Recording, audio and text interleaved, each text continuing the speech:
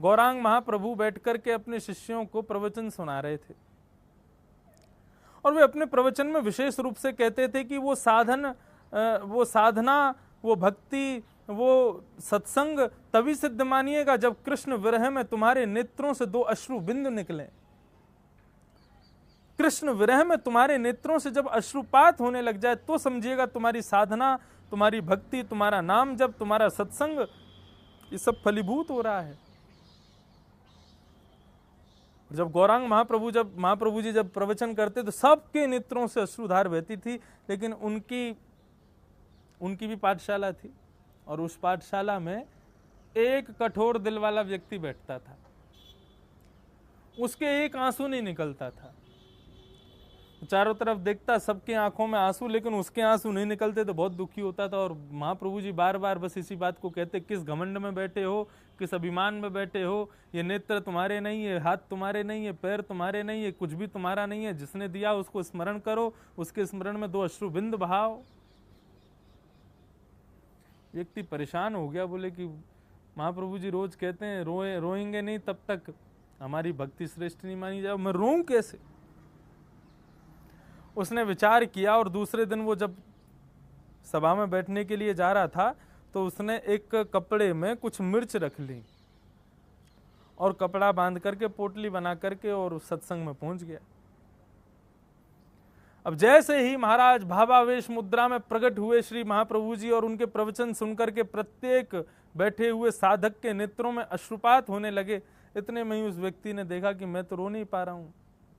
उसने मिर्ची के हाथों को अपनी आंख से लगाया और जैसी आंख से लगाया तो उसके भी आंसू बहने लगे। अब तो वो भी उन लोगों के साथ में आनंद विभोर होकर के रोने लगा।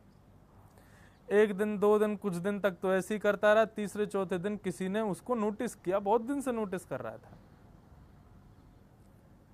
उसने देखा कि अरे राम राम राम, बताओ ये प्रवचन में ढोंग करता है और मिर्ची आंख में लगा करके और उससे आंसू बहाता है। वो व्यक्ति उठा जाकर के महाप्रभु जी के पास गया, बोले प्रभु आपके ये प्रवचन में ये व्यक्ति बैठा है ना, ये बहुत कठोर दिल वाला है, लेकिन ये 4 दिन से रो रहा था, मुझे संदेह था, मैंने देखा तो इसके हाथ में मिर्ची के पोटली है, ये उससे अपने आंखों से आंसू निकालता है। महाप्रभु जी ने उसको बुलाया, क्यों भाई ऐसा क्यों करते हो। दुखी हो गया, खिन्न मन से कहने लगा, बोले मैं क्या करूं, मैं खूब समझाता हूं अपने मन को, भाई तू थोड़ा रोया कर। गुरुजी रोज रोज कहते हैं कि सत्संग में रुदन नहीं हो तब तक अपना सत्संग श्रेष्ठ मत मानना। मैं इसको रोज कहता हूं तू भी उस लीला में पहुंच करके उस दृश्य का दर्शन किया कर, लेकिन ये मानता ही नहीं, रोता ही नहीं है। लेकिन आप कहते हैं बिना रोए साधन की सिद्धि नहीं होती, निष्काम प्रेम प्रकट नहीं होता। मैंने सोचा मैं क्या करूं, तो मैंने कहा तस्मात् केनाप्युपायेन न मनः कृष्णे निमेषयेत्, किसी भी उपाय से सही कार्य की पूर्ति होनी चाहिए। तो मैं मिर्ची ला करके अपने आंख में लगा लेता हूं, रो देता हूं। महाप्रभु जी खड़े हो गए, उसको अपने हृदय से लगा लिया, बोले बड़े प्रसन्न हो गए। और जिन लोगों ने शिकायत की उनको डांटने लगे, बोले तुम लोग यहाँ क्या करने आते हो, ये देखने आते हो कौन क्या कर रहा है, कौन रो रहा है, कौन नहीं रो रहा है, कौन कैसे बैठा है। अरे कम से कम उसने प्रयास तो किया। और जो व्यक्ति निष्काम प्रेम के प्रति एक पग भी बढ़ा करके प्रयास करता है, भगवान उसके लिए 60 पग चल करके आते हैं, हृदय से लगाते हैं। महाप्रभु जी ने कहा कि अब दूरी नहीं है, कृष्ण तुमसे दूर नहीं है, तुम प्रयास कर रहे हो, ये प्रयास ही उनको प्रिय है। मैंने एकाग्रता के विषय में, अभ्यास के विषय में कहा, अभ्यास भगवान स्वयं कहते हैं, अर्जुन अभ्यास बहुत जरूरी है, आप अभ्यास तो करो। निष्काम प्रेम, तो मैंने निष्काम प्रेम के ऊपर में कुछ नोट डाउन किए हैं। कोई 4 लोगों के नाम मुझको समझ में आए हैं, अपनी मति से मैं ये कह रहा हूं। और निष्काम प्रेम के इन 4 आचार्यों के 4 गुण हैं, वही 4 गुण निष्काम प्रेम में परिलक्षित होते हैं। जहां नारद जी नहीं बोल सकते वहां मैं कुछ कहने का प्रयास कर रहा हूं, तो आप लोग समझ लीजिएगा कि निष्काम प्रेम पर प्रवचन करना कितना मुश्किल है।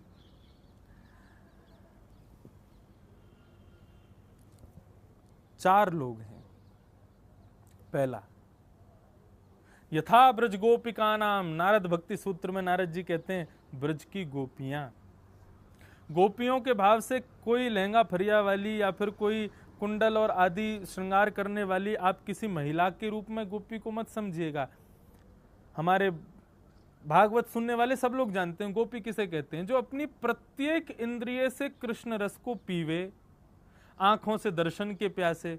और वो पद में गाया ना, दर्शन को नैना तपे, वचन सुनन को कान, और मिलवे को हियरा तपे,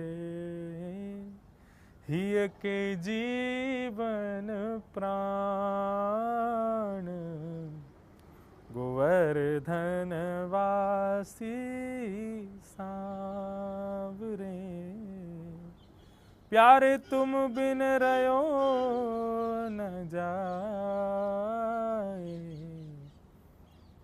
गोवर्धन वासी सांवरे। मलुकपीठ वाले महाराज जी कहते हैं, जो गोपी गीत हम लोग पढ़ते हैं वो गोपी गीत गोपियों ने द्वापर में गाया, लेकिन इस कलयुग में उन्हीं समस्त गोपियों के भाव से प्रकट हुए श्री चतुर्भुज दास जी, जिन्होंने ये गोप गीत गाया, गोवर्धनवासी सांवरे, लाल तुम बिन रयो न जाए। तो जहां प्रत्येक इंद्रिय से कृष्ण प्राप्ति की इच्छा प्रकट हो जाए उसको कहते हैं गोपी भाव। तो निष्काम प्रेम की पहली आचार्या हैं गोपी। कैसे और गोपियों से हमने क्या शिक्षा ग्रहण की? उद्धव जी गए गोपियों को समझाने और गोपियों से जाकर के कहते हैं कि भाई जिसको तुम लोग अपना प्रेमी मानते हो वो साक्षात नारायण है। प्रेमी तो केवल तुम्हारा होता है, लेकिन नारायण पूरे विश्व का है। विश्वम विष्णु वसत्कारो, सारा विश्व उसका है। वो आपका अकेला प्रेमी कैसे हो सकता है?